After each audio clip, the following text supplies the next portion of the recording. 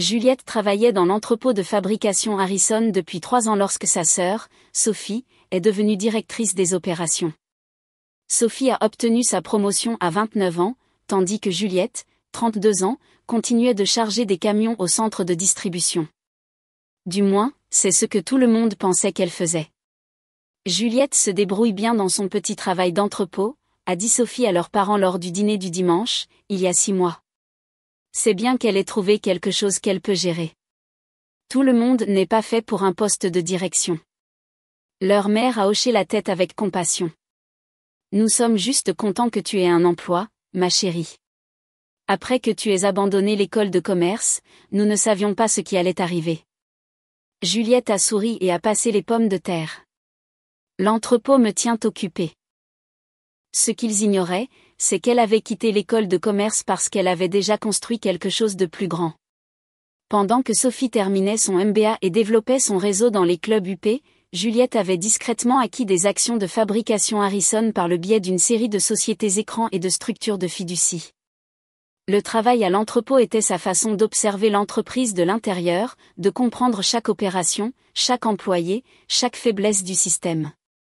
Fabrication Harrison était la société de leur grand-père. Il l'avait fondée en 1987, fabriquant des composants industriels pour les constructeurs automobiles.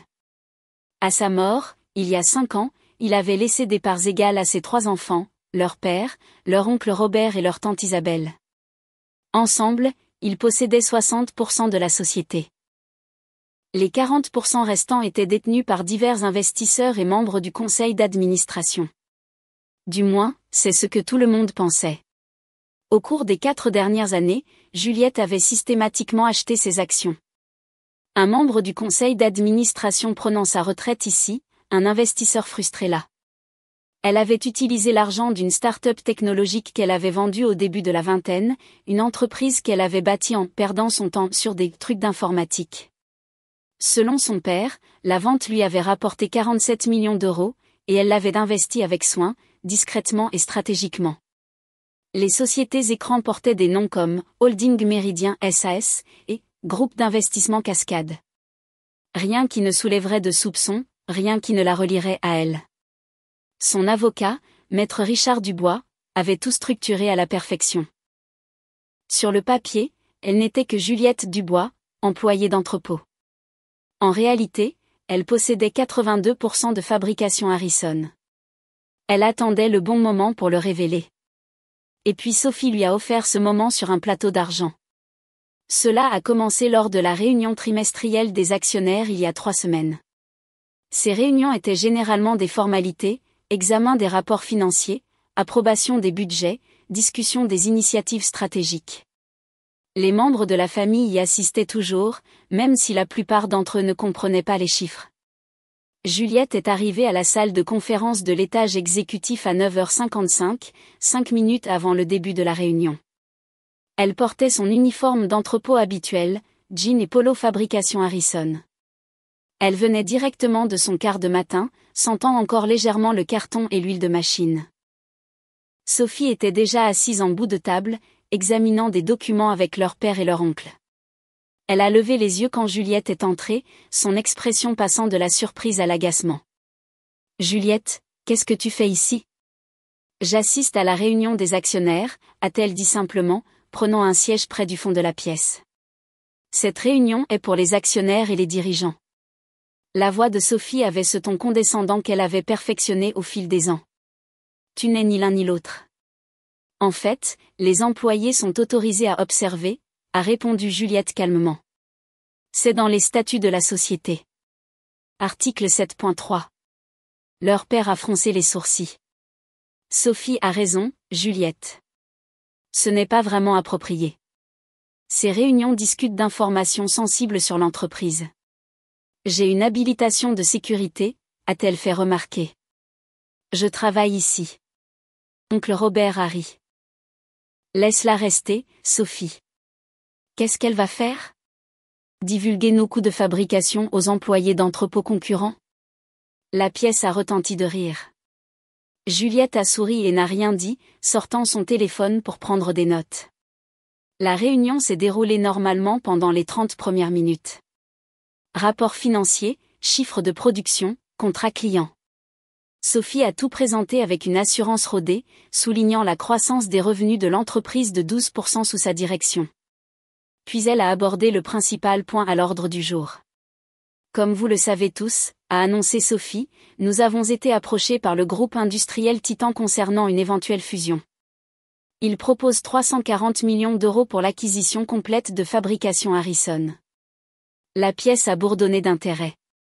C'était près de 3 fois la valeur estimée de la société il y a 2 ans. J'ai examiné les conditions de manière approfondie, a poursuivi Sophie, distribuant des dossiers à tout le monde à la table. Tout le monde sauf Juliette. C'est une opportunité exceptionnelle. Titan veut intégrer nos capacités de fabrication à leur réseau de distribution. Tous les actionnaires actuels recevraient des paiements en espèces basés sur leur pourcentage de propriété. Leur père s'est penché en avant. Qu'en est-il de l'héritage familial ? Ton grand-père a construit cette entreprise. Et maintenant, nous avons la chance d'encaisser à une valeur maximale, a répondu Sophie en douceur. Le paysage commercial change. La concurrence des fabricants étrangers augmente. Cette fusion garantirait notre avenir financier pendant que nous sommes encore en position de force pour négocier. Qu'en est-il des employés ? A demandé Juliette depuis le fond de la pièce. Sophie l'a à peine regardé. Titan nous a assuré qu'il conserverait 70% du personnel actuel. Il y aura des licenciements, bien sûr, en particulier dans les postes administratifs et d'entrepôt. Bien sûr, a fait écho Juliette doucement. Oncle Robert hochait déjà la tête. Les chiffres sont impressionnants, Sophie. Tu as fait un excellent travail ici. Je propose que nous votions pour accepter l'offre de Titan, a dit Sophie, sa confiance irradiant dans la pièce. Cela nécessite l'approbation des actionnaires détenant au moins 51% des actions de la société. Entre papa, oncle Robert et tante Isabelle, nous contrôlons 60%. Plus que suffisant, elle a cliqué sur la diapositive suivante, qui décrivait le calendrier de vote et le processus d'approbation. Des questions, a demandé Sophie, balayant la pièce d'un sourire satisfait. Juliette a levé la main. Sophie a soupiré. Juliette, cela ne concerne vraiment pas le personnel de l'entrepôt. J'ai une question sur le processus d'approbation, a insisté Juliette. Le processus d'approbation est réservé aux actionnaires, a déclaré Sophie fermement. Vous pouvez retourner à votre poste maintenant. Nous nous occuperons des décisions commerciales. J'aimerais rester, a répondu Juliette calmement. Tu n'as aucune autorité ici, a déclaré Sophie, sa voix s'aiguisant. Tu n'es qu'une employée de base. Ces décisions sont prises par des personnes qui ont réellement un intérêt dans l'avenir de l'entreprise. Leur père a hoché la tête en signe d'accord. Sophie a raison, ma chérie. Pourquoi ne retournes-tu pas au travail ? Nous te tiendrons au courant de tout ce qui affecte ton département. Juliette s'est levée lentement, ramassant son téléphone. Compris. J'attendrai la documentation officielle alors. Bonne fille, a dit oncle Robert d'un ton désinvolte. Alors qu'elle se dirigeait vers la porte, Sophie a appelé, Oh, et Juliette, gardons la discussion de cette fusion confidentielle. Nous n'avons pas besoin que les potins d'entrepôt répandent des rumeurs avant que l'accord ne soit finalisé. Bien sûr, a dit Juliette, et elle a quitté la pièce. Derrière elle, elle pouvait entendre leur conversation excitée reprendre, calculant déjà leurs gains projetés. Elle est retournée à l'entrepôt et a passé l'après-midi à charger des expéditions, réfléchissant attentivement au timing. Sophie avançait vite sur cette fusion. Trop vite. Elle voulait finaliser l'accord dans les 30 jours avant que quiconque ne puisse soulever des complications. Le problème était qu'elle n'avait jamais réellement examiné le registre complet des actionnaires. Elle avait supposé que la structure de propriété était exactement la même qu'à la mort de leur grand-père.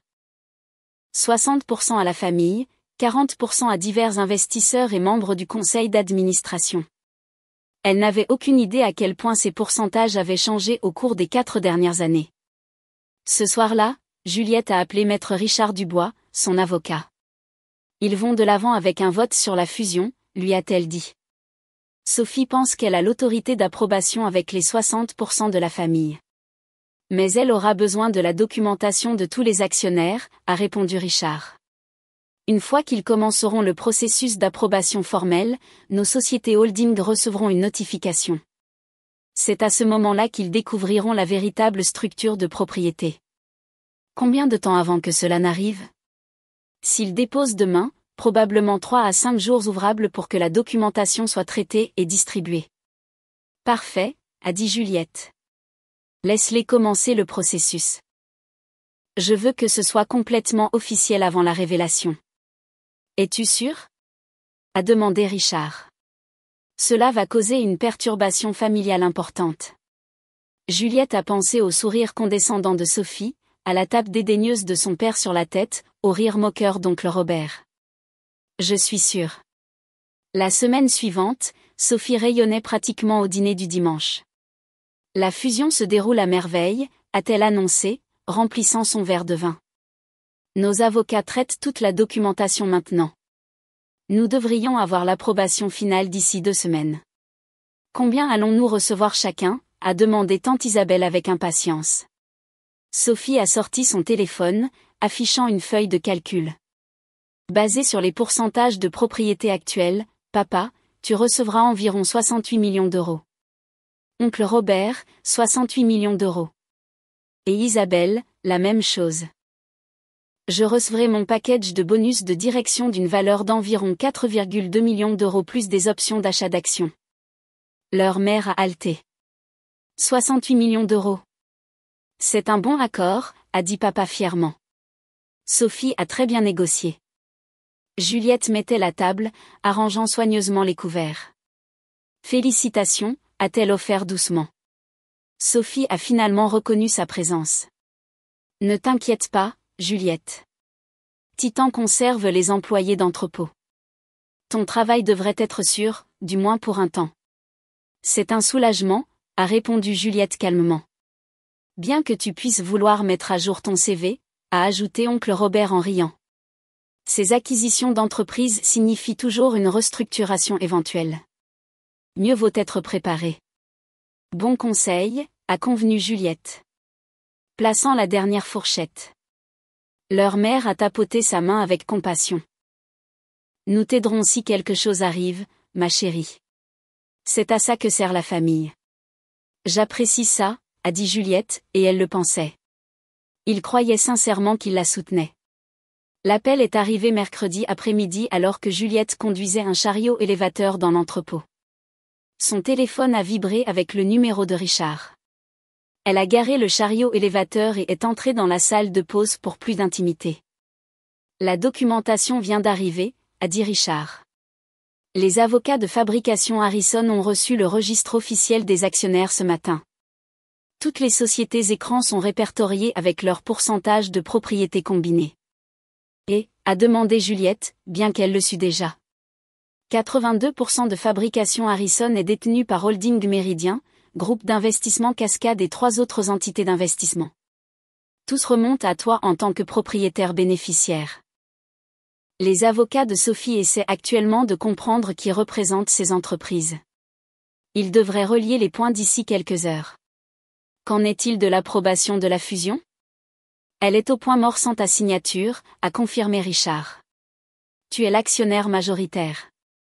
Rien n'avance sans ton consentement écrit explicite. Un calme étrange s'est installé en elle. Que se passe-t-il ensuite ?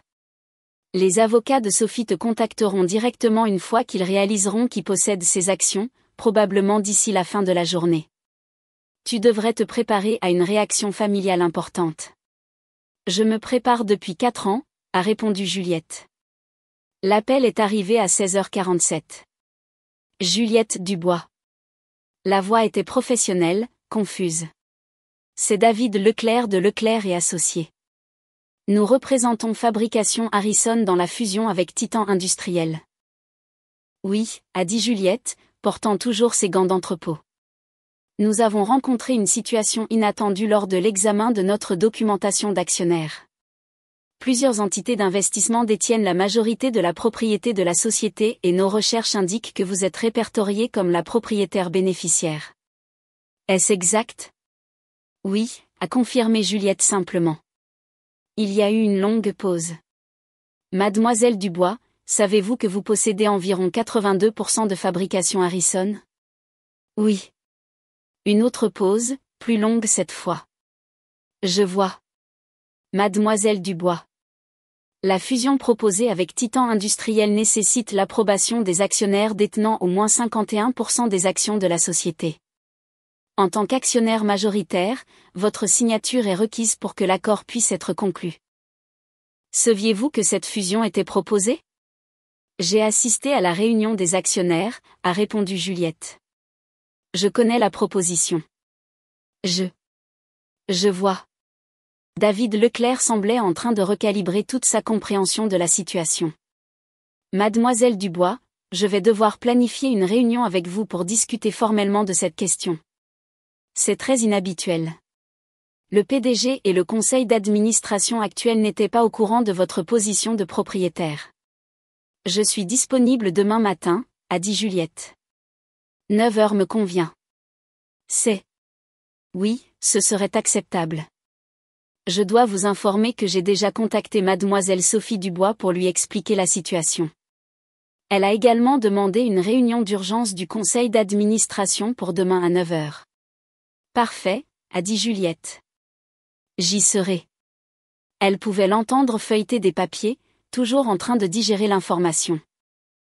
Mademoiselle Dubois, je dois vous demander, pourquoi travaillez-vous à l'entrepôt si vous possédez l'entreprise? Recherche, a répondu Juliette simplement. On ne peut pas comprendre une entreprise uniquement depuis l'étage exécutif. À demain, maître Leclerc. Elle a mis fin à l'appel et est retournée à son chariot élévateur. Son téléphone a commencé à sonner à 17h03. Sophie. Elle a laissé la messagerie prendre l'appel. Le message vocal était bref. Juliette, appelle-moi immédiatement. Il y a eu une sorte d'erreur avec la documentation de fusion. Appelle-moi maintenant. À 17h17, son père a appelé, puis oncle Robert, puis tante Isabelle, puis sa mère.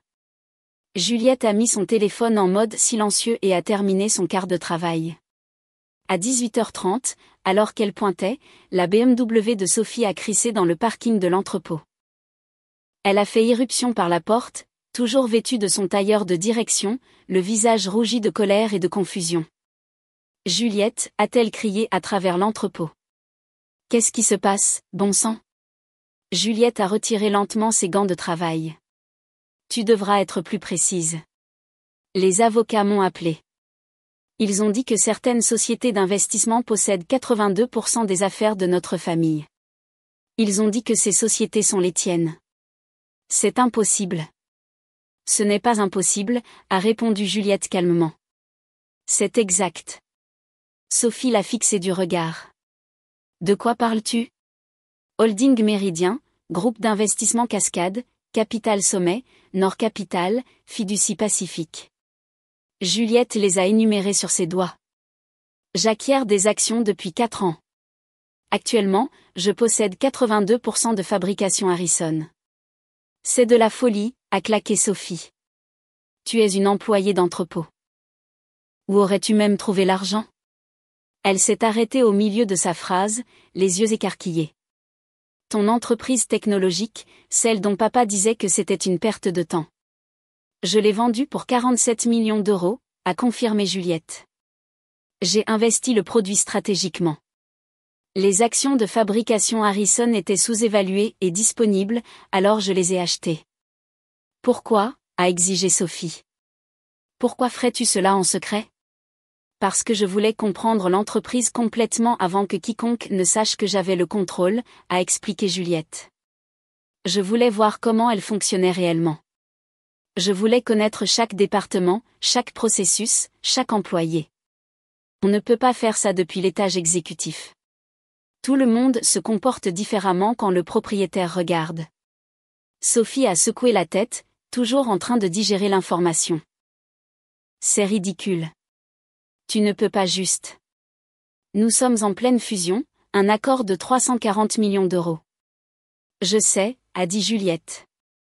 J'étais à la réunion des actionnaires, tu te souviens? Tu dois approuver la fusion, a insisté Sophie. La famille compte le dessus. As-tu la moindre idée de tout le travail que j'ai mis pour négocier cet accord? J'ai une idée très claire, a répondu Juliette. J'ai examiné toute la documentation. Tu as fait un excellent travail.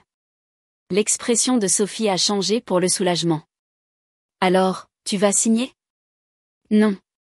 Son visage est devenu pâle. Quoi? Je n'approuve pas la fusion, a dit Juliette calmement. L'offre de Titan sous-évalue l'entreprise et leur plan de maintien des effectifs éliminerait 30% de notre main-d'œuvre. Ce sont 127 personnes qui perdraient leur emploi, beaucoup d'entre elles soutenant des familles. Les chiffres semblent bons pour les actionnaires, mais ils sont dévastateurs pour les employés. Juliette, tu ne peux pas être sérieuse, a dit Sophie désespérément. C'est une offre de 340 millions d'euros pour une entreprise qui vaut substantiellement plus si nous exécutons la bonne stratégie de croissance, a rétorqué Juliette. J'ai passé 3 ans à étudier chaque aspect de cette entreprise depuis la base. Je sais exactement de quoi Fabrication Harrison est capable et vendre à Titan, ce n'est pas ça. Le choc de Sophie se transformait en colère. Tu n'as aucune idée de ce que tu fais. Tu as chargé des cartons dans un entrepôt pendant que je dirigeais cette entreprise. Tu as géré les opérations, a corrigé Juliette. Ce n'est pas la même chose que de comprendre l'image complète. Tu vois les rapports trimestriels et les présentations du conseil d'administration. Je vois les opérateurs de machines qui ont développé des améliorations d'efficacité qui ne sont jamais remontées dans la chaîne. Je vois les employés d'entrepôt qui ont identifié des optimisations de la chaîne d'approvisionnement qui pourraient économiser 3 millions d'euros par an. Je vois l'ensemble de l'écosystème qui fait fonctionner cette entreprise. C'est de la folie, a répété Sophie. Tu ne peux pas simplement bloquer une fusion parce que tu as une sorte de fantasme sur l'autonomisation des travailleurs. Je ne la bloque pas par méchanceté, a répondu Juliette calmement. Je la bloque parce que je possède 82% de l'entreprise et que je n'approuve pas l'accord. C'est comme ça que fonctionne la propriété. Sophie a sorti son téléphone. Papa doit être au courant. Je suis sûre qu'il le saura demain, a dit Juliette. La réunion d'urgence du conseil d'administration est à 9h. Je vous y verrai. Elle a pris son sac à dos et est passée devant elle vers sa voiture. Derrière elle, elle pouvait l'entendre appeler frénétiquement leur père, sa voix montant de panique et d'incrédulité. Juliette est arrivée à la salle de conférence exécutive à 8h50 le lendemain matin. Cette fois, elle ne portait pas de vêtements d'entrepôt. Elle avait choisi un tailleur bleu marine ajusté, professionnel, mais pas ostentatoire. Ses cheveux étaient soigneusement tirés en arrière, et elle portait une mallette en cuir contenant 4 ans de documentation. La salle de conférence était déjà pleine. Sophie était assise en bout de table, flanquée de leur père et de leur oncle Robert. Tante Isabelle était assise en face d'eux. David Leclerc, l'avocat, examinait des documents avec 2 associés. 3 membres du conseil d'administration qu'elle reconnaissait étaient présents, ainsi que le directeur financier et le directeur des opérations de Fabrication Harrison. Tout le monde a cessé de parler quand elle est entrée. « Bonjour », a-t-elle dit agréablement, prenant un siège. L'expression de Sophie était un mélange de colère et d'anxiété. « Commençons. » David Leclerc a éclairci sa gorge. « Merci à tous d'être venus à si brève échéance. Nous sommes ici pour discuter de la proposition de fusion avec Titan Industriel et de la récente découverte concernant la propriété majoritaire de Fabrication Harrison. » Il a fait un geste vers Juliette. Mademoiselle Juliette Dubois possède actuellement environ 82% des actions de la société par l'intermédiaire de diverses entités d'investissement. Toute décision corporative majeure, y compris la fusion proposée, nécessite son approbation. Leur père la regardait comme une étrangère. Juliette, c'est vrai? Oui, a confirmé Juliette. Comment? A exigé oncle Robert. Où as-tu obtenu autant d'argent? J'ai vendu une entreprise technologique il y a 4 ans, a expliqué Juliette. J'ai investi le produit dans l'acquisition d'actions de Fabrication Harrison auprès de divers vendeurs au fil du temps. Quelle entreprise technologique? A demandé tante Isabelle, confuse. Solution Cloud Bridge, a répondu Juliette. Je l'ai construite au début de la vingtaine.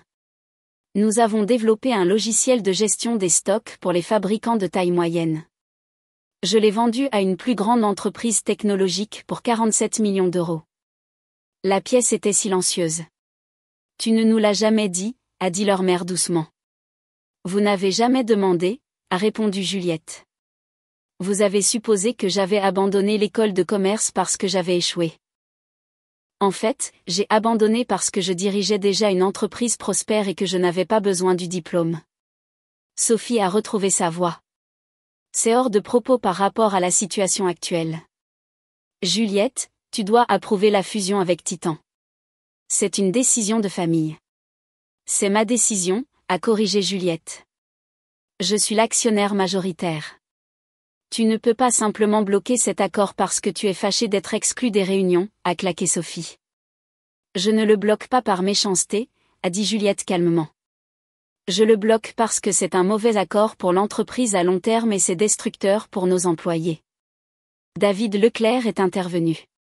Mademoiselle Dubois, peut-être aimeriez-vous expliquer votre raisonnement au conseil d'administration.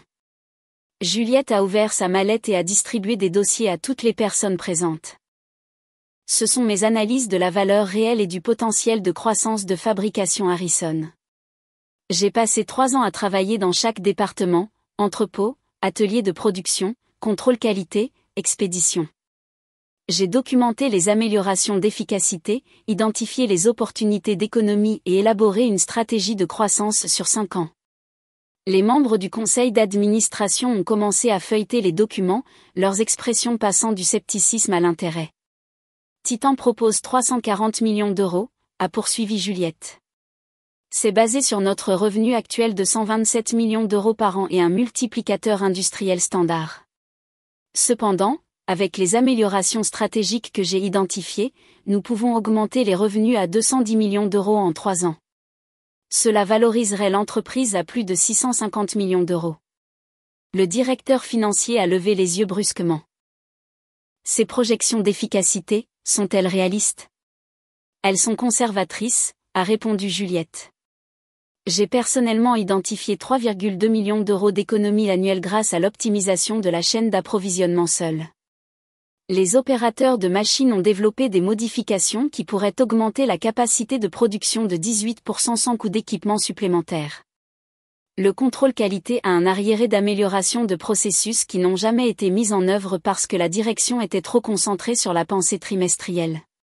Pourquoi ces rapports n'ont-ils pas été remontés ? A demandé le directeur général, regardant Sophie. Le visage de Sophie était rouge.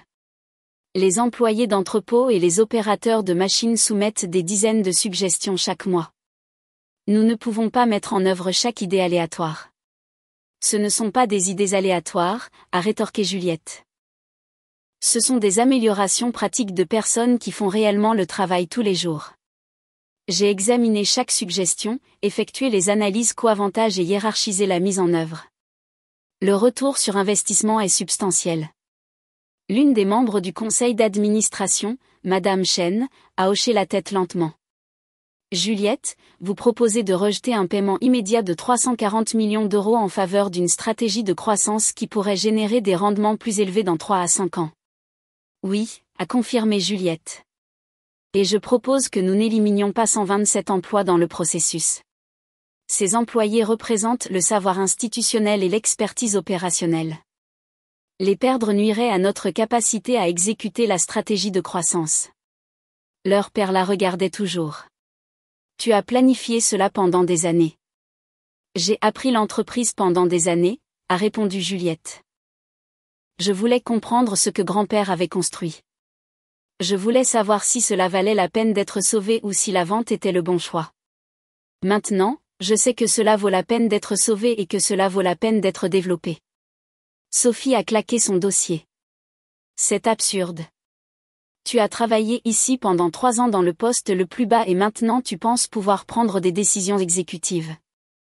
Je possède 82% de l'entreprise, a dit Juliette simplement. Je peux prendre toutes les décisions que je veux. C'est comme ça que fonctionne la propriété. Papa, dis quelque chose, a plaidé Sophie. C'est notre héritage familial. Nous ne pouvons pas la laisser détruire une opportunité de 340 millions d'euros. Leur père est resté silencieux pendant un long moment, l'étudiant. Puis il a demandé, « Alors, Juliette, quel est ton plan si nous ne vendons pas ?» « Je mets en œuvre la stratégie de croissance, » a répondu Juliette. En commençant par les améliorations d'efficacité et en élargissant notre clientèle. Je restructure également l'équipe de direction. Les yeux de Sophie se sont écarquillés.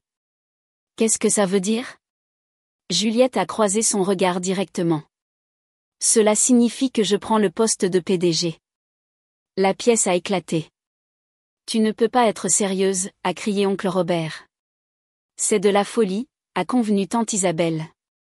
Sophie s'est levée, sa chaise raclant le sol. Je suis directrice des opérations depuis 2 ans. J'ai augmenté les revenus de 12%. Tu ne peux pas simplement prendre ma place. En fait, si, a dit Juliette calmement, en tant que propriétaire majoritaire, j'ai l'autorité de nommer la direction exécutive. Sophie, tu as fait du bon travail en gérant les opérations, mais tu ne comprends pas l'entreprise de fond en comble. Tu vois des chiffres sur des feuilles de calcul. Je vois les personnes et les processus qui génèrent ces chiffres.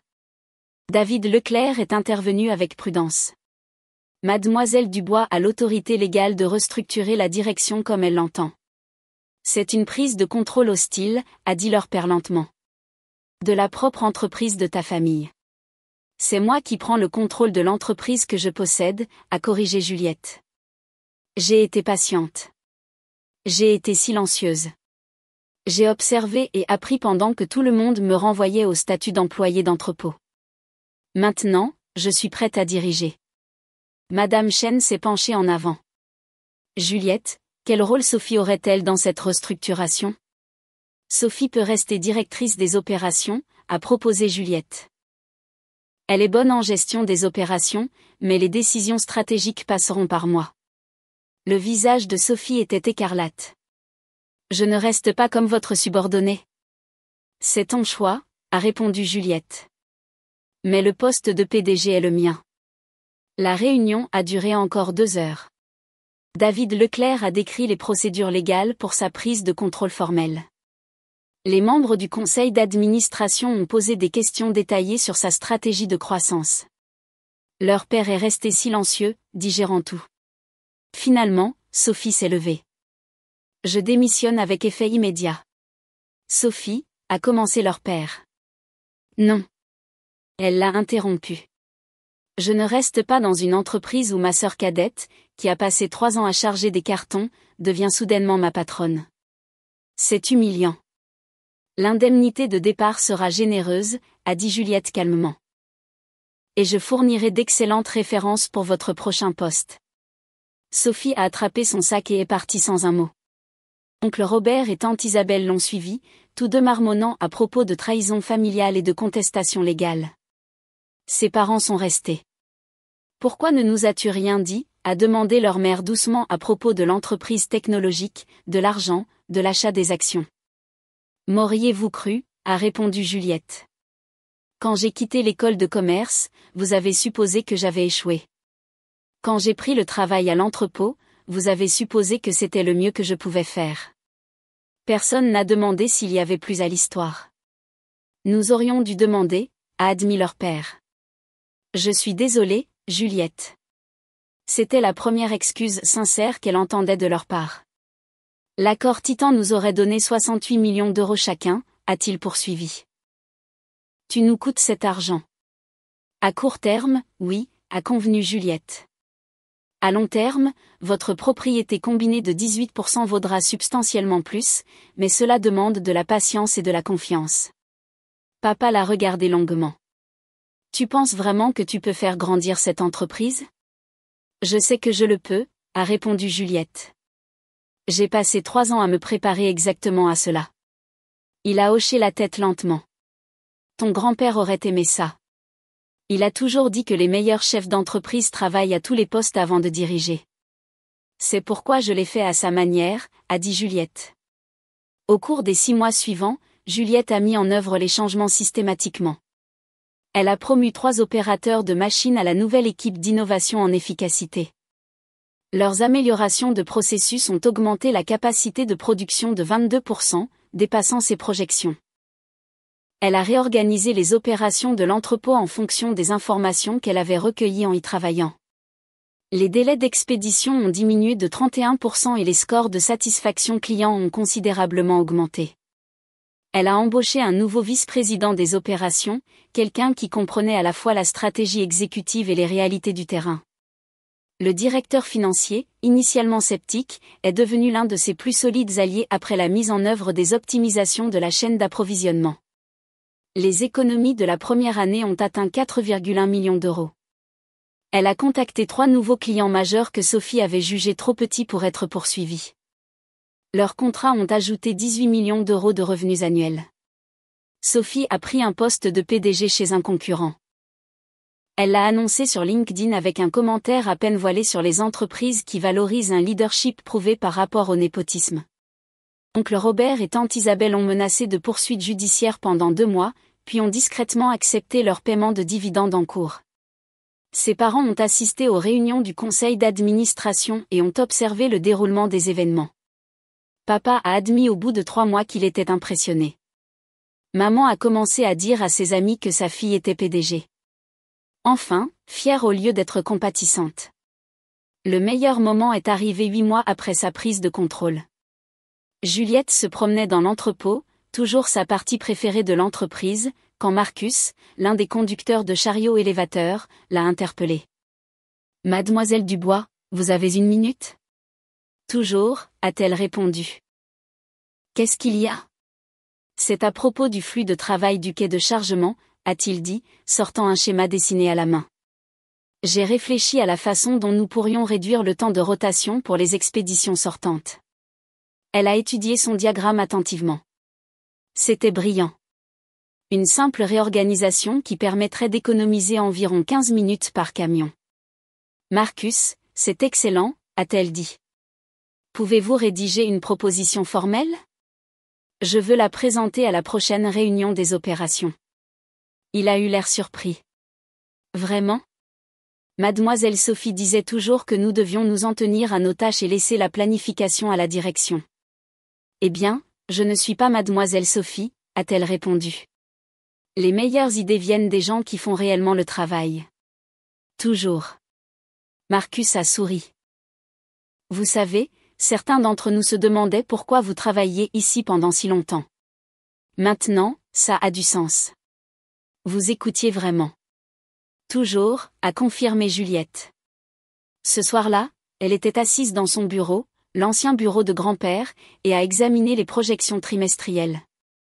Ils étaient en avance sur le calendrier.